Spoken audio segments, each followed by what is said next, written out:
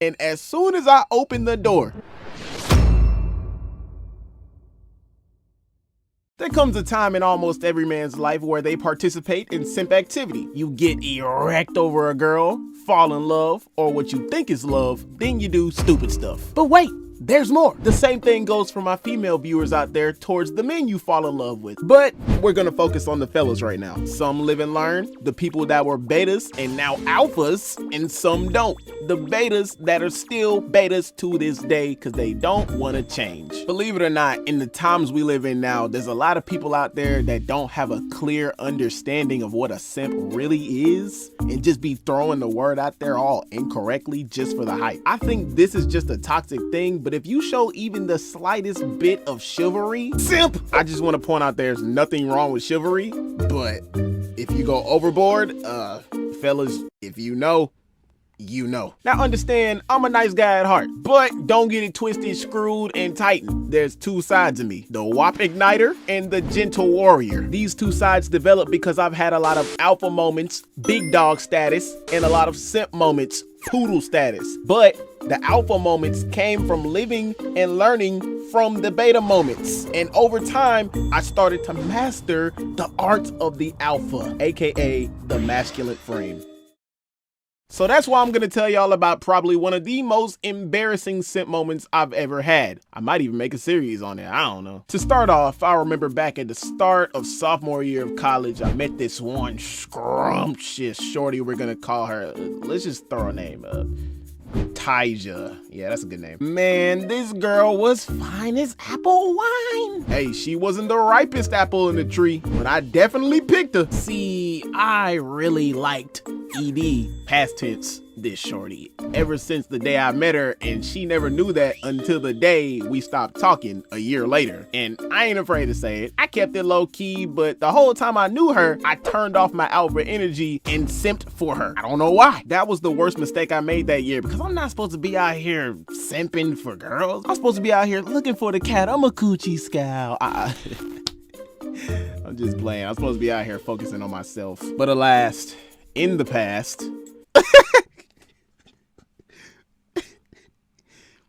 the coochie triumph.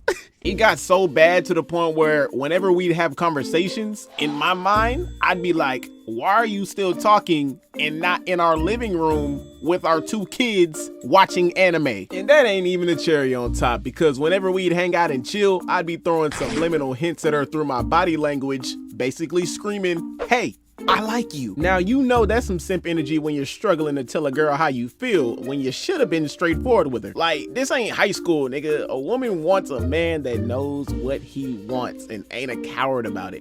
What do you want from me?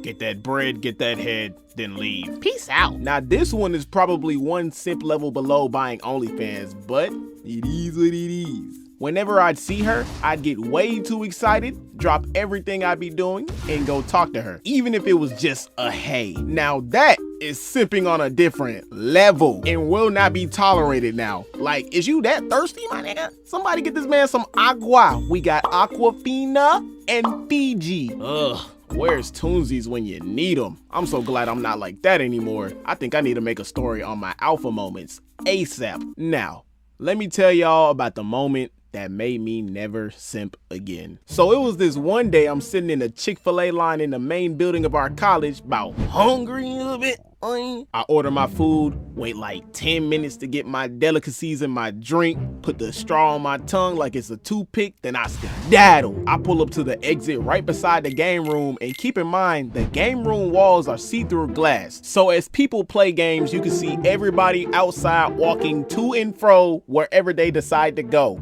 Bars, nigga. And as I'm walking towards the exit, which was also see-through glass, well, I see, yep, Taija walking outside beside the game room, making her way to the cafeteria. And like I said, at the time I turned off my alpha energy that year for whatever reason, I don't remember. And also, like I said, I get excited every time I see her. So the first thing on my mind was not to catch her some other time and mind my own business. It was to run with a straw in my mouth to my car, to catch up to her, to say hi. Oh Oh, brother, this guy's a simp! Now, what I'm about to tell y'all is short nigga problems and should never be repeated. Ever. Without thinking, I run towards my car to the driver door. And keep in mind, I'm 5'6", so my mouth is parallel to the door. And as soon as I open the door, bruh, I opened the door so fast that the door ran into the straw that was currently in my mouth, pushing the straw into the back of my throat, making the biggest cut to my flesh in the back of my throat. And bruh, when I tell you, every time I tried to talk, it felt like 1,000 knives cutting my vocal cords at sonic speed. It's like God was trying to teach me a big lesson that day to stop simping at top tier level. Cause after that, guess what I stopped doing? I had to sit there for an entire day sounding like a fish out of water. My friends would ask me what happened and I'd have to text them to talk cause I couldn't speak. That was a pain I never felt before. However, if you've been on my channel for a while, you know I made a video called High as a Kite. In that story, I told y'all about the first time I was introduced to edibles. And I said in that video that, believe it or not, depending on the strand, edibles healed a lot of my wounds whenever I take them. And guess what? This was one of those times. Now again, I don't condone doing drugs. I'm just telling you about my experiences with them, which at times were horrible and sometimes good, but don't do them. I ain't no doctor. I'm just assuming it heals wounds because it healed my wound at the time. Don't know how and don't care. So after suffering literal hours with this injury, I took the edible, and when it kicked in, the area where my cut wound was went numb and it kept tingling like it was healing itself or something. And luckily, after going to sleep and waking up like a couple hours later, I could talk again. Moral of the story, grow a pair and stop simping. Thank you for your time. Gotta keep a pop up, yeah. Put a red ribbon on me. Fly away on them bus, yeah. Headed up the commies. I need me a bag full of senso to get me back started.